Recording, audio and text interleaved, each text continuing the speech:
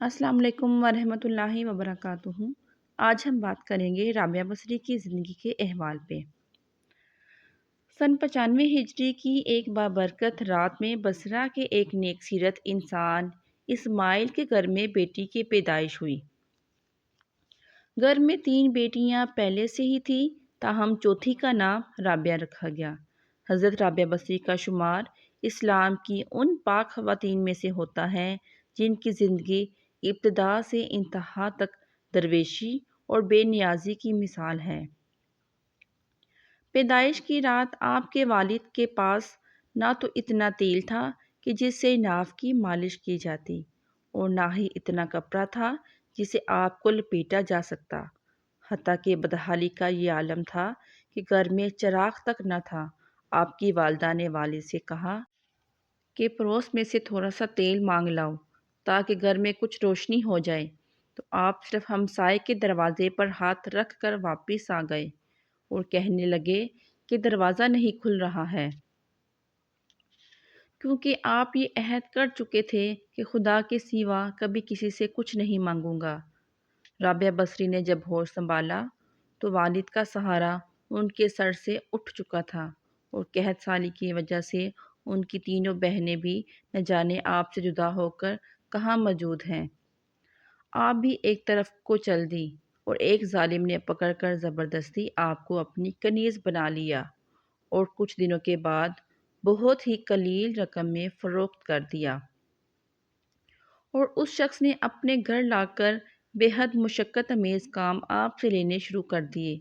ایک مرتبہ آپ کہیں جا رہی تھیں کہ کسی نامحرم کو اپنے سامنے دیکھ کر اتنے زور سے گری کہ ہاتھ ٹوٹ گیا۔ اس وقت آپ نے سر بسجود ہو کر عرض کیا کہ یا اللہ، میں مددگار پہلے ہی تھی اور اب میرا ہاتھ بھی ٹوٹ چکا ہے، اس کے باوجود میں تیری رضا چاہتی ہوں۔ چنانچہ ندائے غیب آئی کہ اے رابعہ، غمگین نہ ہو، کل تجھے وہ مرتبہ حاصل ہوگا کہ فرشتے بھی تجھ پر رشک کریں گے۔ یہ سن کر آپ خوشی خوشی اپنے مالک کے ہاں پہنچ گئی، اور آپ کا یہ معمول رہا کہ دن بھر روزے رکھتی اور رات بھر عبادت میں صرف کر دیتی۔ ایک شب جب آپ کے مالک کی آنکھ کھلی تو اس نے حیرت سے چاروں طرف دیکھا۔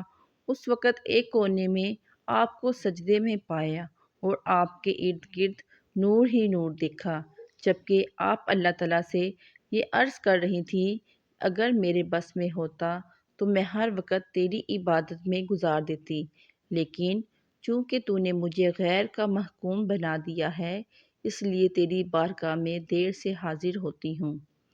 یہ سن کر آپ کا آقا بہت ہی پریشان ہو گیا اور یہ عہد کر لیا کہ مجھے تو اپنی خدمت لینے کی بجائے الٹی ان کی خدمت کرنی چاہیے۔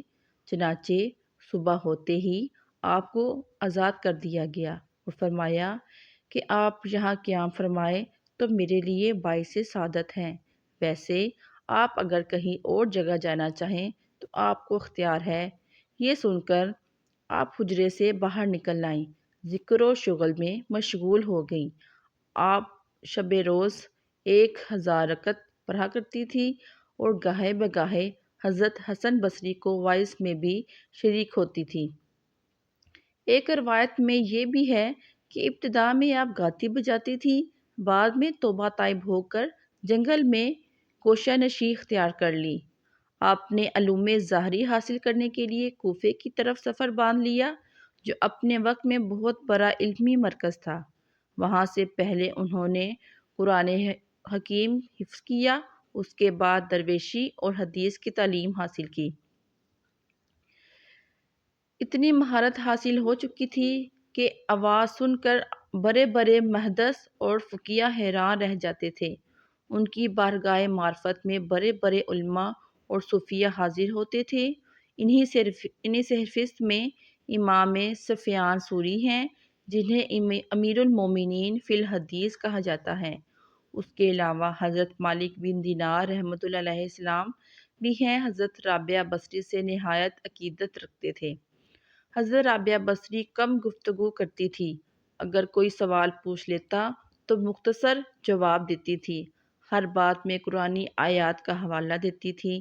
جب لوگوں نے ان سے ان کی وجہ پوچھی تو فرمایا کہ انسان جو کچھ بولتا ہے فرشتے اسے لکھتے ہیں، اس لیے قرآن کی آیتوں کے سوا کچھ نہیں بولتی کہ کہیں میرے منہ سے بری بات نہ نکل جائے۔ ایک دفعہ لوگوں نے آپ سے سوال کیا کہ آپ نکاح کیوں نہیں کر لیتی؟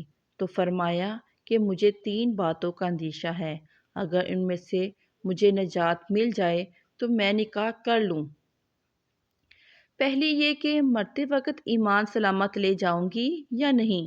لوگوں نے کہا کہ معلوم نہیں۔ آپ نے فرمایا کہ دوسری یہ کہ میرا ایمال نامہ دائیں ہاتھ میں دیا جائے گا یا بائیں ہاتھ میں، اور تیسرا یہ کہ قیامت کے دن ایک گروہ کو بہشت میں دائیں طرف سے لے جایا جائے گا اور دوسرے گروہ کو بائیں طرف سے، تو میں کس جانب سے جاؤں گی؟ تو لوگوں نے جواب دیا کہ ہمیں تو علم نہیں ہے۔ تو حضرت رابعہ بصری فرماتی ہیں کہ جسے اتنے سارے غم ہوں وہ عورت شوہر کی خواہش کیسے کر سکتی ہے؟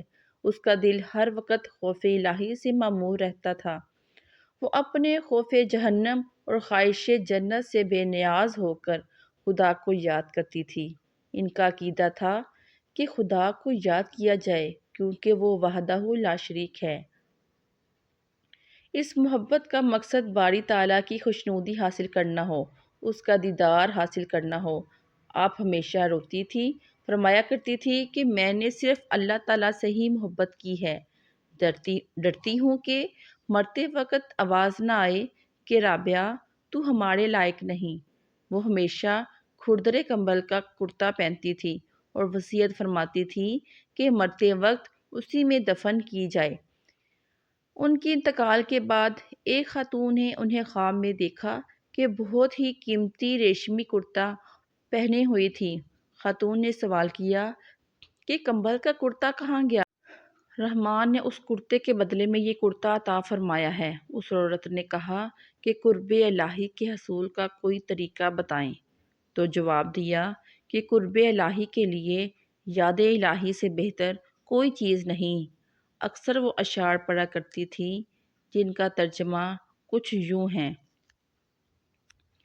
اے میرے آقا، بندے خلوتوں میں تیرا قرب ڈھونڈتے ہیں، تیری عظمت کے گیت سمندر میں مچھلیاں کھاتی ہیں، اور تیرے مقدس جلال کی وجہ سے موجیں ایک دوسرے سے ٹکراتی ہیں۔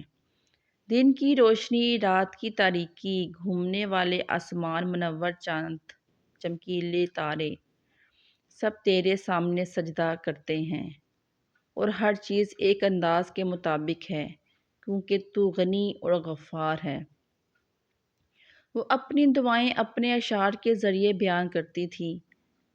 اس دعا کو اکثر رات کو چھت پر جا کر پڑھا کرتی تھیں: اے میرے مالک، ستارے چمک رہے ہیں اور سب لوگوں کی آنکھیں نیند سے بند ہیں اور ہر کوئی اپنی خلوت میں ہے، میں یہاں تیرے ساتھ اکیلی ہوں۔ اے میرے مالک، اگر میں دوزخ کے عذاب کے خوف سے تیری عبادت کرتی ہوں تو مجھے دوزخ میں جھونک دے، اور اگر میں جنت کی توقع میں تیری عبادت کرتی ہوں تو مجھے جنت میں سے محروم کر دے، لیکن اگر میں محض تیری خاطر عبادت کرتی ہوں تو مجھ سے اپنے حسن و لازوال کو پوشیدہ نہ رکھنا۔ میرے مالک، میری دعاؤں کو قبول فرمانا۔ ویڈیو اچھی لگی ہو تو لائک، سبسکرائب اور کمنٹس ضرور کریں۔ اللہ تعالیٰ سب کو رابعہ بصری جیسی خالص محبت عطا کرنے کی توفیق عطا فرمائے۔ آمین یا رب العالمین۔ جزاک اللہ خیرہ۔